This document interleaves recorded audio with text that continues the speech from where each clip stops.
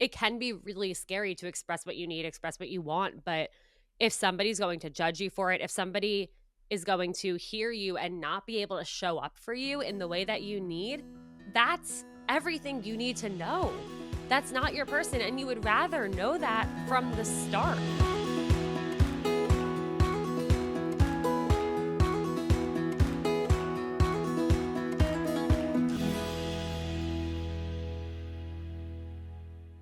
This next episode we are about to share with you was so fun and incredible to record.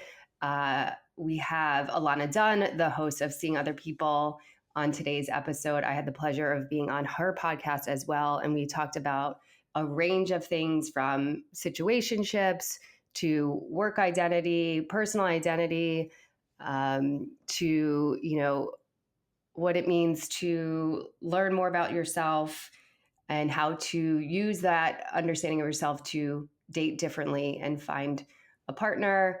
It's a really awesome episode. There's so much to learn from this one, so I hope you enjoy it. I am very excited to welcome our next guest, Ilana Dunn, the host of her own podcast, Seeing Other People.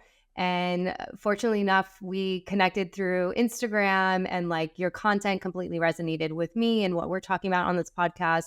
I know you talk about a lot of similar topics on your podcast, so it just felt like a very natural fit to have you here to share with us. I think two parts, like your own personal journey and the work you do, and the type of content you talk about in your podcast, and dating and how you help people navigate dating. So we can start wherever. Maybe we dive in and start with your personal journey and kind of how you came to be a podcast host, where you are personally in your own relationship journey. I'd love to hear all of it. Yeah. Well, first of all, thank you so much for having me. I'm so excited to be here. I also know that you and I already know we're going to be able to talk for hours and days and weeks without taking a breath. So I'm just excited to start having these conversations and to be here. So thank you again. Thank you for being here. Yeah, I'm so excited. Yeah. And we talked originally, we're like, okay, we could talk, the conversation is going to go how it's going to go, but we could talk about everything and anything. So let's see where it takes us. Exactly. Yeah. So I have been hosting Seeing Other People since January of 2021. So coming up on an exciting anniversary soon, which is so surreal to me. But it all started, I definitely never expected to be talking about dating on the internet. Like, I did not have that on my bingo card. That's not something I set out to do. But in my early 20s, I had a really, really difficult time in my singlehood, in my dating journey, on my pursuit to find love. And I ended up in a series of really toxic, unhealthy situationships and emotionally abusive relationships. And I, at the time, was working in the music industry. And I knew, first of all, half the people I was dating worked in music also. And so that combination of dating people who worked in music and my dating life not going well really led me to have this desire to get very far away from that industry. And I ended up looking for jobs, and I don't know how I got this lucky, but I stumbled across this job at Hinge, and the title was video and content producer. And it was basically using all of the skills I was using in music, but applying it to dating, and with the goal of helping people date better. And I was like, wow, I definitely don't know anything about how to date better, but if I could use my skills to help one single person not end up feeling as broken and hopeless as I feel right now, it'll all be worth it. I think that I want to back up, because what's so interesting, as I started to do this podcast, I'm a little bit older, so I didn't know the term situationship.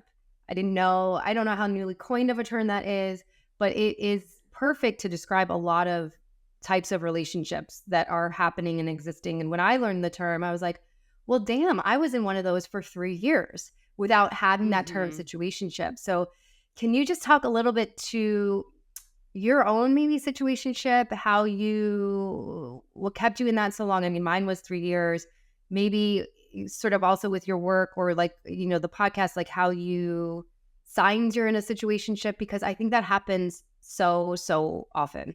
Absolutely. Yeah. The word situationship is the perfect word for it, because it's a situation that is defined by the lack of definition. And if you feel confused about where you stand with somebody, you're likely in a situationship. If you can't pinpoint where things are going, if you don't know how someone feels about you, if you haven't communicated how you feel and what your intentions are, you're probably in a situationship. And I think so often people find themselves in situationships, first of all, because there are so many definitions. There's exclusive, there's, all these types of ways we could like be in relationships. We could be exclusive, but not boyfriend, girlfriend, girlfriend, girlfriend, whatever. We could be polyamorous. We could be monogamous. There's so many different types of relationships now that you really have to be communicating, if not over communicating, what your expectations are, what your intentions are. But people are so afraid that if they communicate, they're going to be rejected or they're going to be shamed for sharing how they're feeling. And so people default to not communicating, making assumptions, almost like overthinking to the point where they're spiraling and end up self sabotaging their potential relationship. And you get stuck in this situationship limbo abyss until it crashes and burns.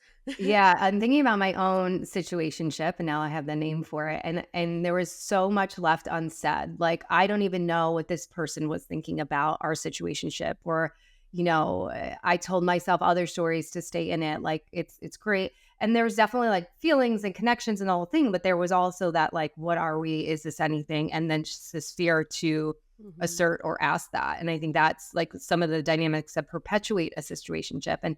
But I often think not just on my end, but his, like, what did he think was going down? Like, again, no one's communicating. And I love that. I'm such a believer in over communication too. Like, I think don't leave anything unsaid. Don't leave anything on the table. And like, if the person is meant for you, when you state your need, they'll either receive it or they won't. And if they can't, that's not your person. 1000%. I couldn't agree more. It can be really scary to express what you need, express what you want, but if somebody's going to judge you for it, if somebody is going to hear you and not be able to show up for you in the way that you need, that's everything you need to know. That's not your person, and you would rather know that from the start. And I also always say, like, people are so afraid to share what they're looking for on early dates. It's so taboo. Like, don't talk about what you're looking for. Don't ask them what they're looking for. Why not? If you and I are on a first date and I'm looking for a serious relationship and I know that, and you're looking just to have fun or just go on dates or not settle down, and you know that, we should not be on a date with each other. And the only way to find that out is to ask the right questions and communicate about it. And most people don't. And they end up finding that out like on date 10 when one person thinks that this could be their person forever. And the other person is like, oh, yeah, they're super chill and down for this casual thing that we're having. Oh my God. Yeah. So many thoughts on everything that you just said. One of those being that we've talked a lot, and I'm sure you have too, about this idea of like playing the cool girl, right? Like I'm unbothered. Like this is cool. Like this is enough. I'm chill. I'm laid back. I don't put pressure. So I think that plays, I think it's part of like navigating the fear, like telling yourself I'm like chill and I'm laid back, or really maybe you're not, if your needs are not being met. The other thing and the other thought, so I would be curious about your thoughts on that. My other thought on everything you just said is that so many of the women that I speak to and with, and clients, friends, women on this podcast are in this age of like 30, 40, and like the narrative, I don't want to waste any time. So what you said is so perfect. Like, why not date one? Don't waste any time. Say what you want, see what they want. And if it doesn't match up, then move on. Exactly. And you're not going to scare somebody away if they're looking for the same thing. And that's what I hear all the time. People are like, well, I don't want to be too forward. I don't want to say anything that's going to scare them away or make them think like, oh, that person's too aggressive. If you and I are on a date and I express that I am looking to find my person and settle down and build a family in 5, 10 years, whatever, and they express and they are having a good time and also want that, they're going to be ecstatic. They'll be Yeah, that's such a thrilled. good point. Yeah. Yeah. If that's not what they're looking for, or they're already not enjoying their time with you and don't plan to see you again, then that's okay because they weren't going to want that thing or want to see you again anyway. So you really have nothing to lose by sharing what you're looking for and asking them what they're looking for. So, Well, I think you have everything to gain. I think you have everything to yep, gain. Yeah, you gain exactly. time, you gain clarity, you gain insight. Yeah, but there is Exactly. such fear around and on both ends, like not just women, like men too. I think they're hesitant to be vulnerable or be clear on what they want. And so I think that, Yeah. there's so many frustrations in dating. And I know we've diverged and I'm unsurprised because we could talk about so many things. I know. Um, but yeah, I think that's like one of the roots of the frustrations with dating is the lack of vulnerability and the lack of communication. But to get back to you, okay, so in your situationship, toxic relationships, wanting to get out of the music industry, then Yes. shifting to Hinge. Tell me about your experience at Hinge.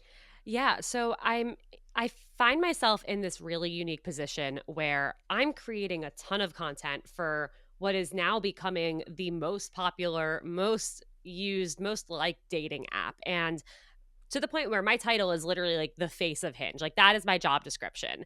And people start to know me as Ilana from Hinge. I'm on their Instagram story, I'm on their Instagram feed, their TikTok, their Twitter every day. And everyone knows that the content is all coming from me. And so I had to kind of make a decision early on of, am I going to share about my personal dating life on Hinge or not? And I decided I actually drew a very fine line in the sand of my personal dating life is just for me. It's not for content. I don't want people to not want to date me because of what I do. I don't want to say anything that I can't take back. That's not what I'm here to do. And my team was incredibly supportive of that. And they never wanted me to do anything that I didn't feel comfortable doing.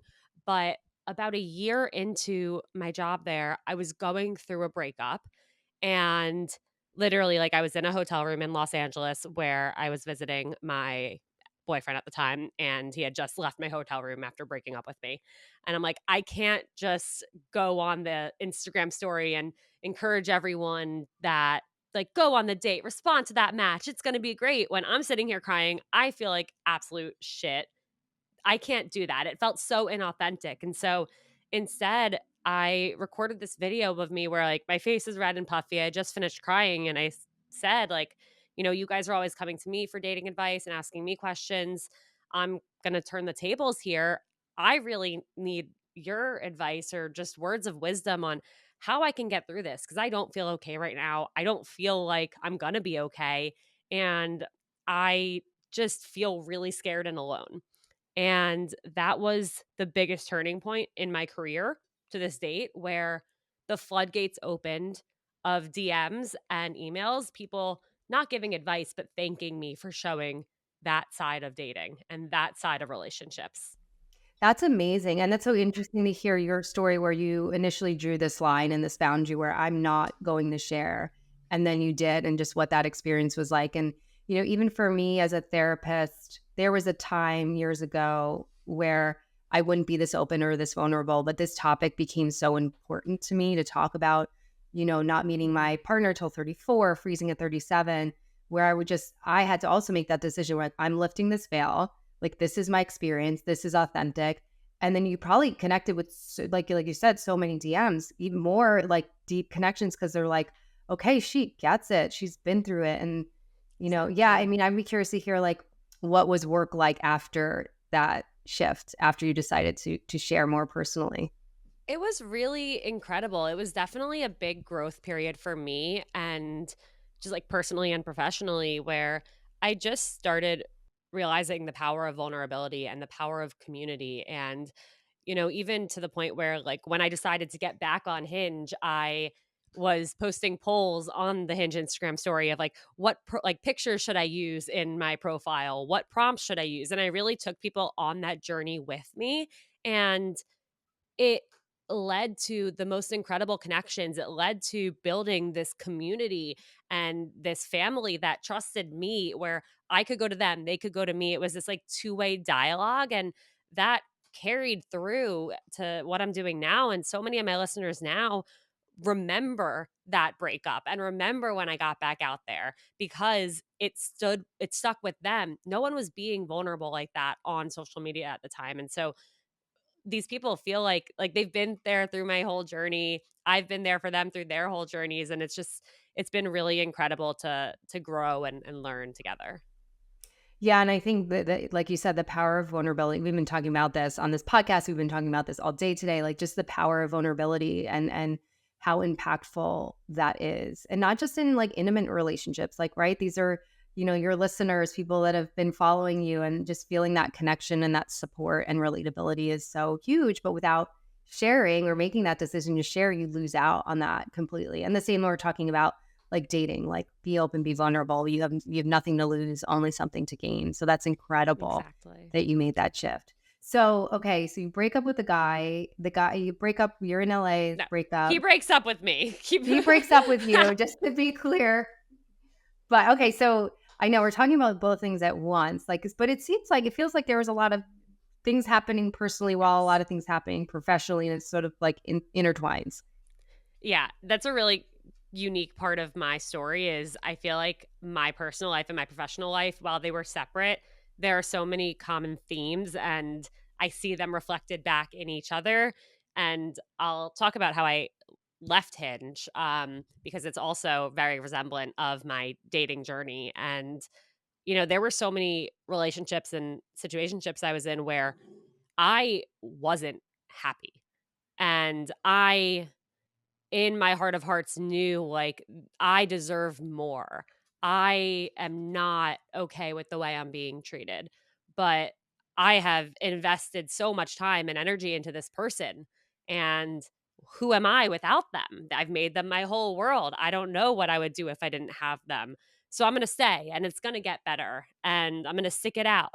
And to the point where, like, when that person broke up with me, he had literally said, "I'm surprised that you haven't broken up with me already." Wow. What was that? Yeah.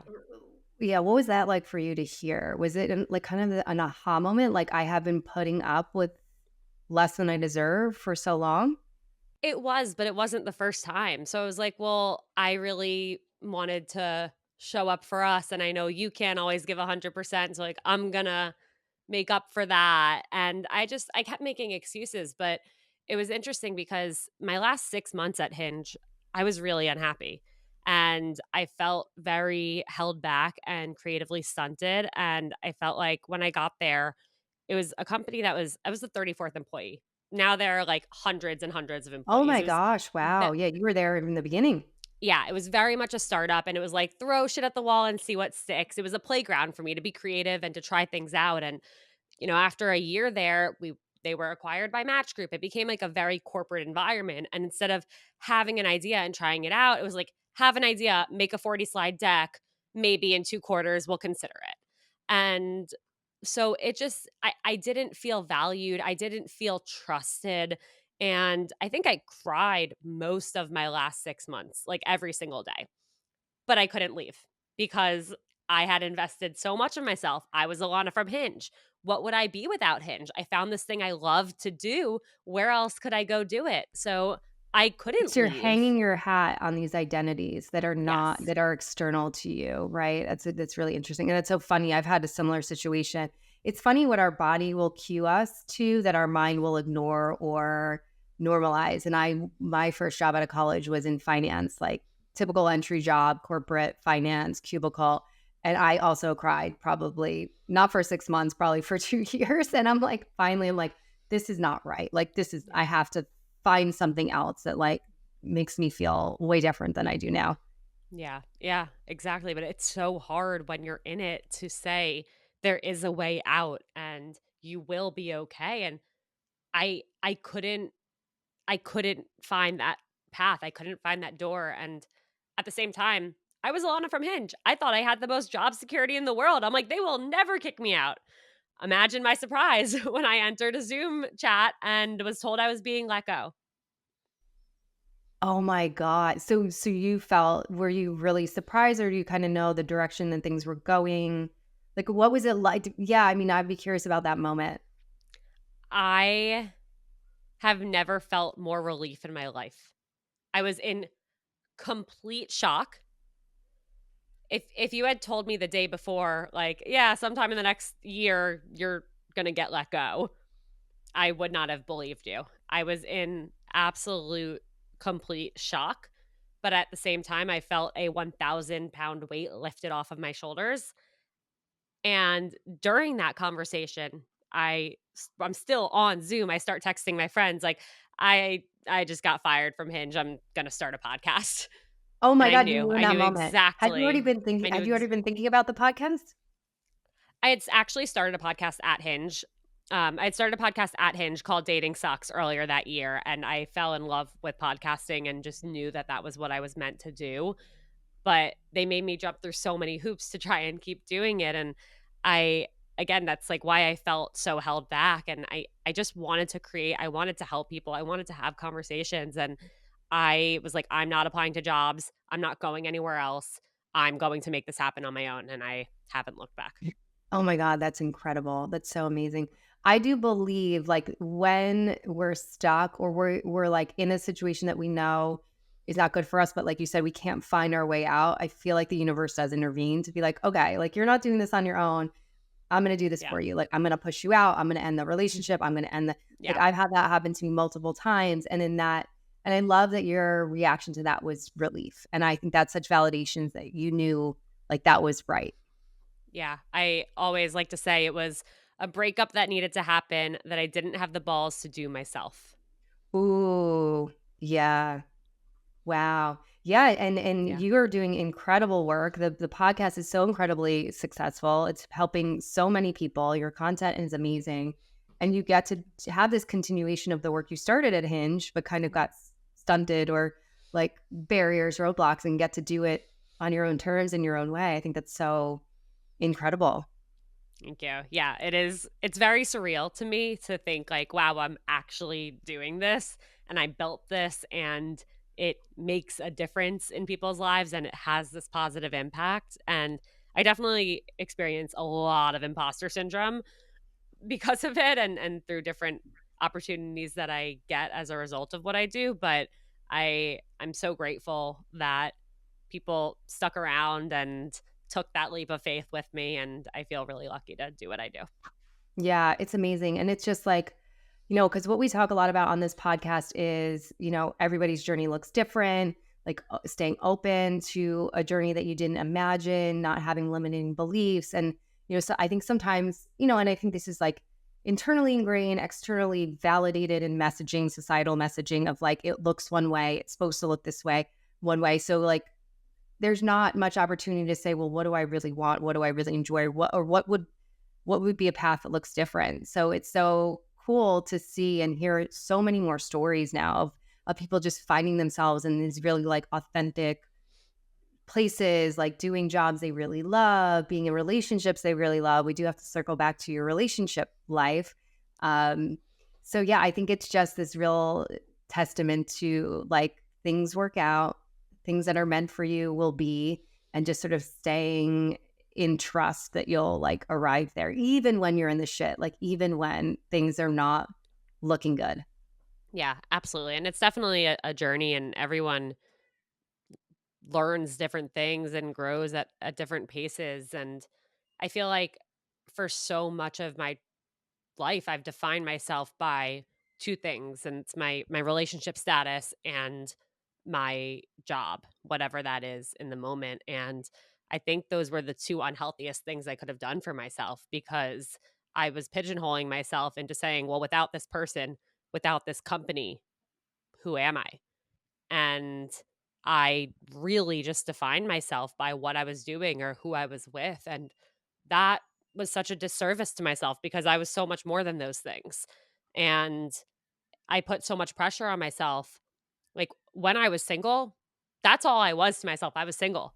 I wasn't enough for somebody to want to be with me. I wasn't someone that other people thought was worthy of love. I had so much love to give, and in my mind, nobody wanted to accept my love. And I just, it was all I could think about was the fact that I was single when there was so much more to me. And I wish I could go back in time and say, like, being single, Ilana, being single is the least interesting thing about you.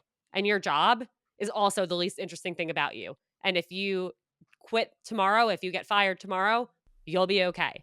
And if you meet someone tomorrow or you don't meet someone tomorrow, you'll be okay. Yeah, I think that's so incredibly powerful to like continue to reinforce that message that these are not the only things that define you. And I think I can speak for like a woman that went through, I'm not a mom narrative. I definitely went through like I'm single narrative. I was single till I was 34. I mean, I have other relationships before that, but from like 31 to 34, I was single, which are those years of like everyone's getting married and having children. And yeah, you really just, it becomes so limiting to only see yourself through those lens. Like, well, I'm single, I'm, alone, or I'm not a mom. And it's like, no, but there's so much more to your life, but we can get so hyper focused on. And I know I did like the things that we don't have yet. And that like colors everything and like overshadows all the amazing things that we are or don't have. So I'm curious, like, how did you, and you had an awesome episode with Julia on Pretty Much Done.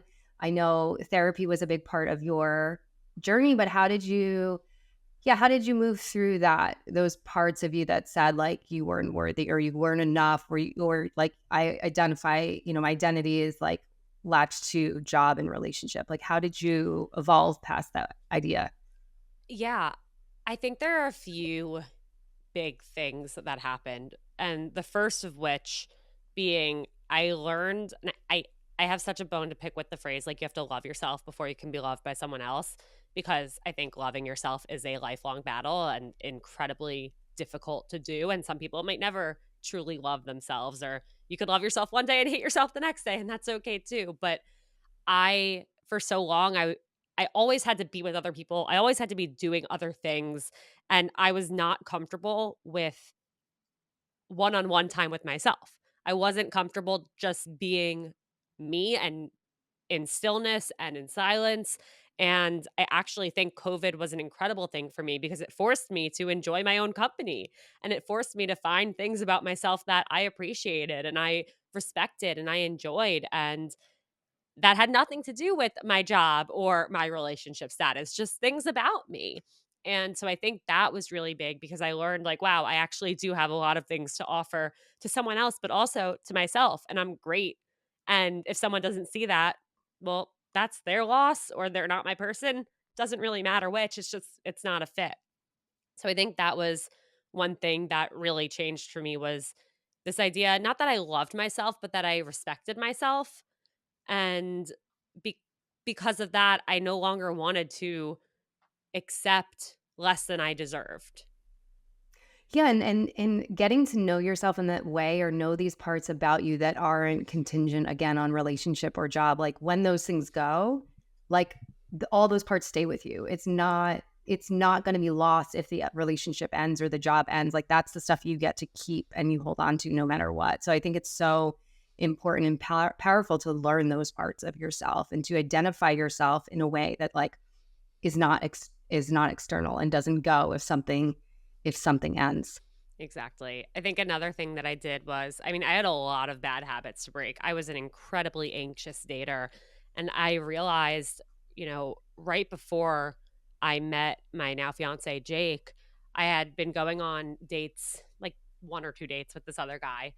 And I was obsessed with this guy. He was all I could think about, all I could talk about. I checked my phone 1,000 times an hour, Oh, waiting to that's see the if I had a word. text from him. I was obsessed with him.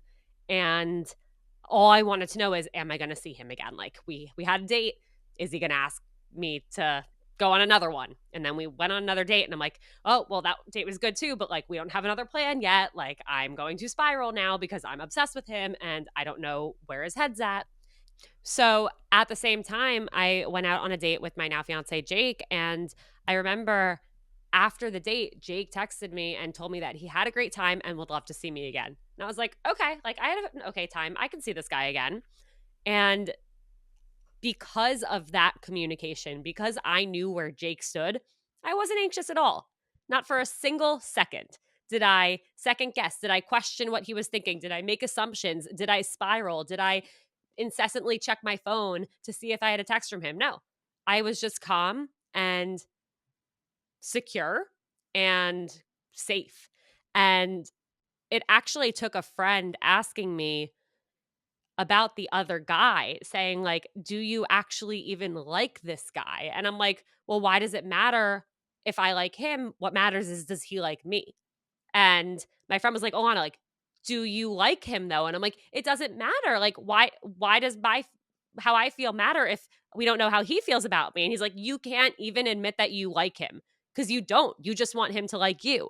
And that was huge for me. I wasn't obsessed with him. I was so anxious that he was all I could think about because I had no idea where he stood. I wasn't being myself.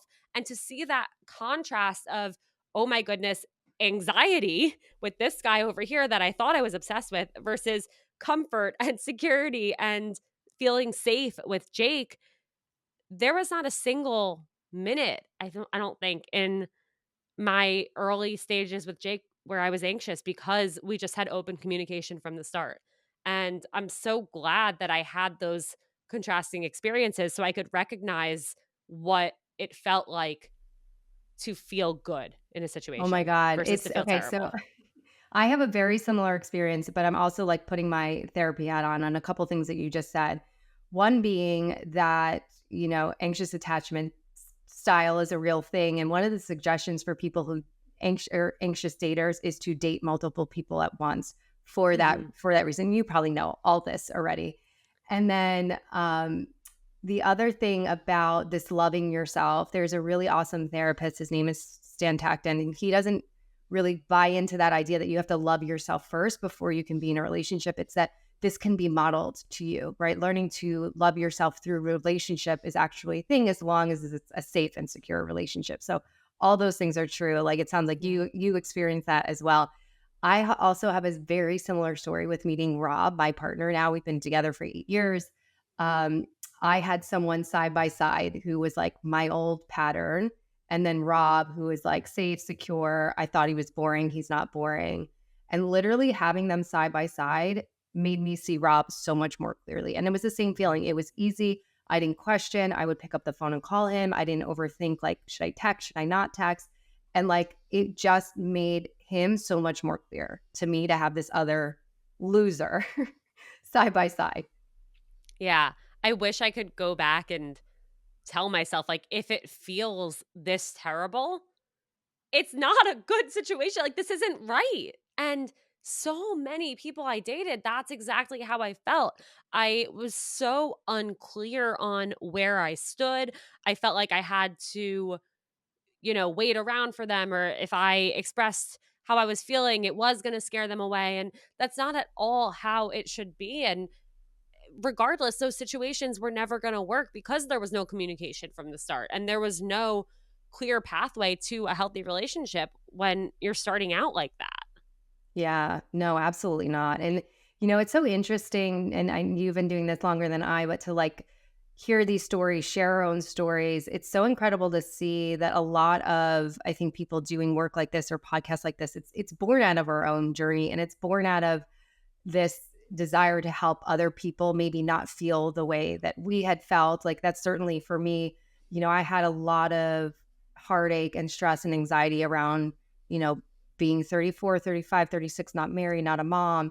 And then it all works out. And I was like, there were so many amazing years, but there was always, there were a lot of sad moments. And if I could like, save anybody from like even just one heartbreak or bad moment to say like, think this way or have this perspective, or sometimes it's hard. Like, it's so amazing to see like turning all of these things into this work where we can pay it forward. So I think it's almost like, again, meant to be. Yeah. I always think like I wouldn't take back any of the heartache I went through, any of the pain, any of those days where I was so depressed I couldn't get out of bed and felt like I was at rock bottom. I wouldn't take any of that back because it made me stronger. It led me to exactly where I am now and to what I'm doing now. And I know for a lot of my listeners, whenever I get new listeners, I always try and, you know, continue to share my past and what I've been through because I never want people to look at me and just be like, "Oh, well, like Ilana's engaged, she found her person, like must be nice." I want people to know what I went through to get there, and that if I could go through what I went through and be okay and find my person and be in this healthy relationship and be happy, if I can do it, so can anybody else. And so I always try to bring back my stories and reshare, and whenever I do I find new learnings too. And so I wouldn't take it back. I wouldn't undo anything that I went through no matter how painful it was because it brought me to where I am now. Yeah. Same. Same. I think there's been a lot of meaning and value that I understand now about my journey, especially being able to do this and have these type of conversations that just make so much sense and, has shaped me to be who I am. So I think there's, hindsight, you see the value in it.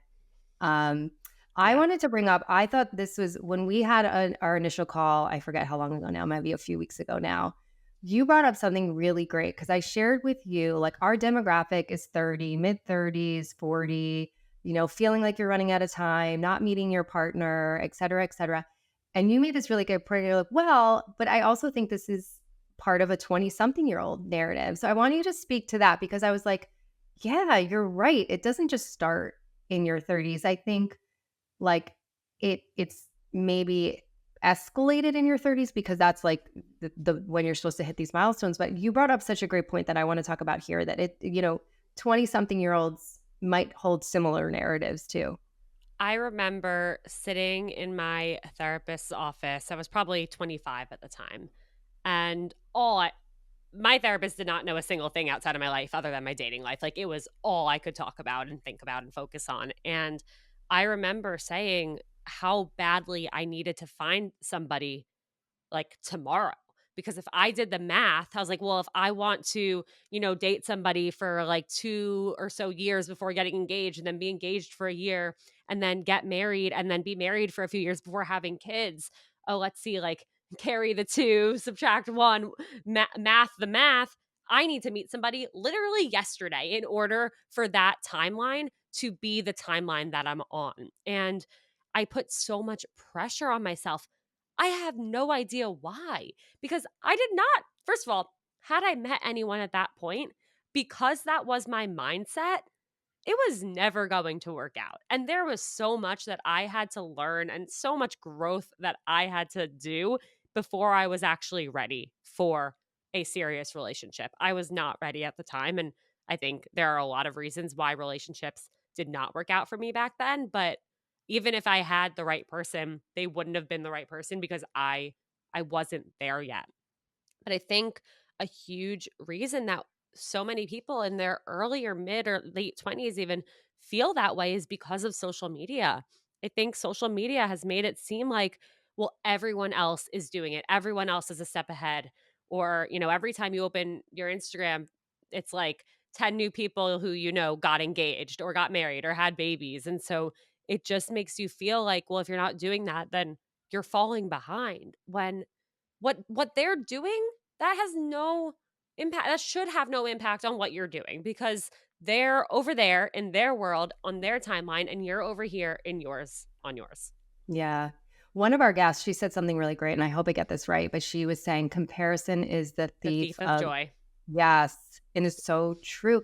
And it pulls you, she also was saying like it, and I agree with this, like it pulls you so far away from your authentic self, your journey, what's meant for you if you're too busy looking around at what everybody else is doing. And I love the point. I relate so much to you on so many levels, like the point about, I really believe had I met Rob like a month or two earlier, like I would have overlooked him. I wouldn't have been ready for it. So it's like we're putting all this pressure on ourselves based on societal or external timelines without really realizing like, who am I now? What am I ready for? What am I ready to receive? And not really realizing like the pressure is really keeping you from having the things that you want and not being clear or grounded or, in tune with who you are outside of these things. Like these are all things that keep us from meeting that person. And I remember when I was single, everybody around me was like in relationships, married, kids, whatever. And they'd be like, you'll meet him when you least expect it. I want to be like, fuck Yeah. you. And then I meet Rob and I'm like, shit, they were all right. But it's literally true when you take, and I don't know if you felt this way too, but the second you take the pressure off of it, Yeah. everything kind of unfolds. Yeah. And what's funny, I love that you mentioned about you and Rob and had you met at a different time. Who knows what would have happened. Jake and I, we had matched about 9 months before and we didn't have a conversation. And a few months after that, I found in text messages with a friend, I guess I was bored and couldn't find anyone new to match with. And I was going through my old matches and I found Jake and I texted a mutual friend of ours and said, like, what's this guy's deal? Should I go out with him? And she went on and on and on about how great he is and how I absolutely should message him. And for some reason, I never did. And What? Oh my God. crazy. Crazy. That was in October. So the first time we matched was, I think, March of 2020. And then it was October of 2020. Fast forward January of 2021, I matched with this guy, Jake, on Hinge. He messages me. Shut up. I don't answer. Don't know why. A week later, he follows up. And Good so what for do I Jake. do? Good for him. What do? I go look up our mutual friends. I find my friend Helena. I text Helena, hey, what's this guy Jake's deal? And she goes, Ilana, scroll up. We had this conversation a few months ago. Well, oh my God. Okay. This is just so funny. We were meant to connect because Yeah. I have a similar story about Rob and whatever, I'm going to share it. I don't care. We went out and again, like my vision was entirely clear, but like, again, seeing these two side by side, I was like, really got to know Rob and see him more clearly. But we had went out, we met up briefly, like we met one night and then we met up again and I stayed for like a drink and then left. And then I was at work and I was like, well, I'm just bored. I'll just text this guy. And that was the text that like saved the relationship because he had told me after that night, because I like didn't let him walk me to my car. I was like, no, I'm good. And he was like, all right, whatever. This girl's out. She's out. But I texted him because I was bored at work and I'm like, and he was traveling down the shore. I was like, let me see if he made it down there. Okay. And he told me that was the text. He's like, you were out the door until that text.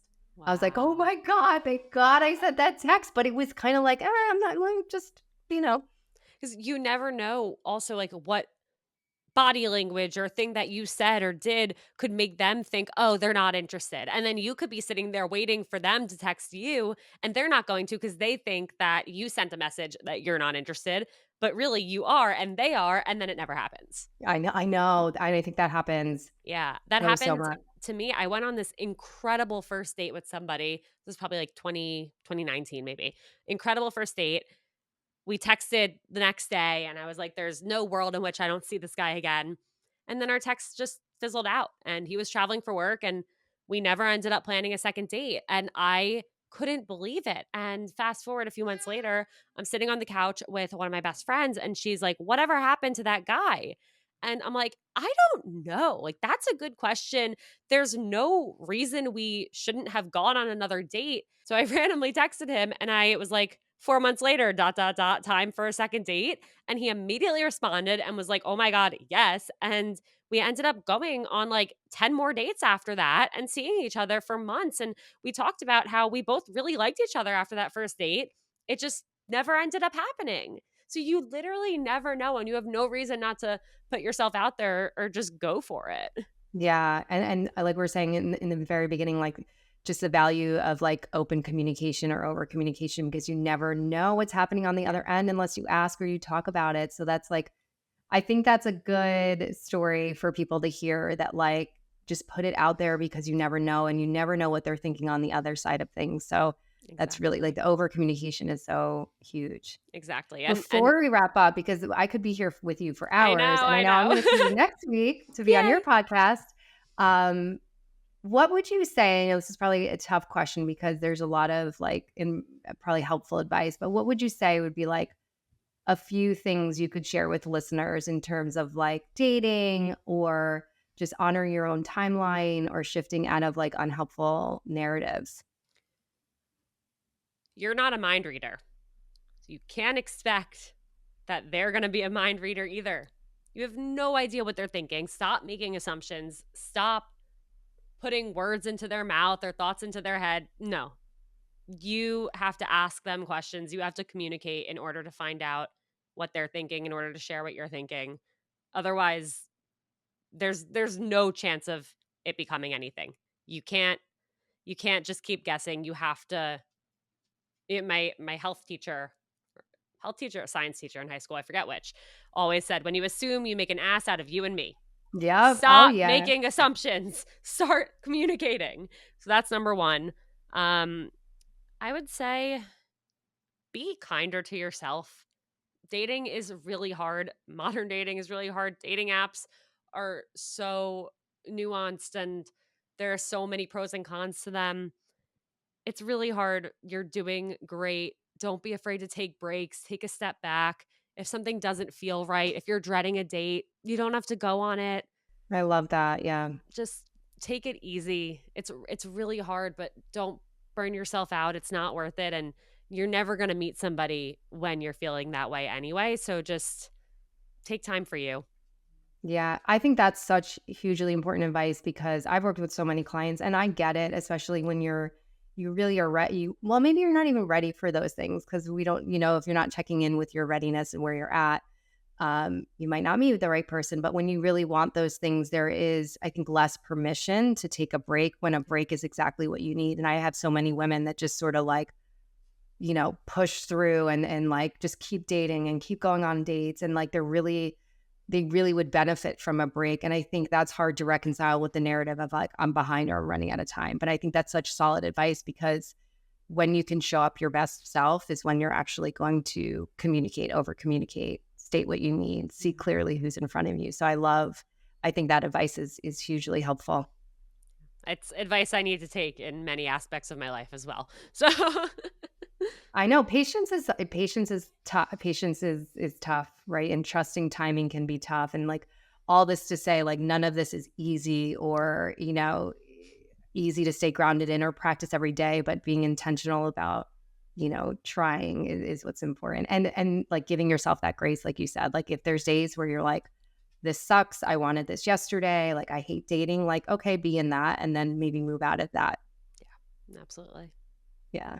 I love this conversation. I can't wait to too. continue to have more conversations with you. This is going to be so helpful to our audience. Please share with everybody where they can find you and your incredible podcast. Yes. Thank you again so much. This absolutely was so much fun and flew by. You can listen to Seeing Other People wherever you listen to podcasts. You can follow at Seeing Other People on Instagram. I am at Ilana.Dunn on Instagram and TikTok. And I also have another podcast called Life in Progress, which is more about adulting, going through your 20s, career, friendships, et cetera, et cetera. So it'll soon be about going through your 30s since I'm almost there as well. Oh, I love it. It's so perfect. Yep. Okay, awesome. Thank you so much for Thank being here, and you. I'll talk to you next week. If you like the episodes that you're hearing and you want to hear more, please subscribe to our channel and stay tuned for more incredible stories and tools.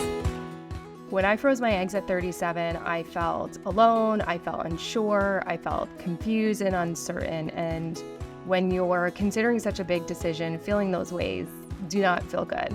So we have created a step-by-step guide to egg freezing so no one else has to feel that way. If you are considering egg freezing, if you're curious about what the process looks like or what you should be thinking about, then this guide is for you. We were really thoughtful in how we put it together. I think it's a great guide. I think it's really comprehensive and covers a lot of the things to be thinking about, to be considering, and maybe some things you didn't even realize you should be thinking about or considering. The goal is to not have anyone feel alone in this journey. So if you're thinking about this decision, sign up through our website, quiettheclock.com, and make sure to follow us on Instagram and TikTok at quiettheclockpod. This is a very big decision, so I don't want anyone to feel alone in it. So if you're thinking about it, grab this guide, and you can also DM me with any questions. I'm here to support you through this decision and this journey.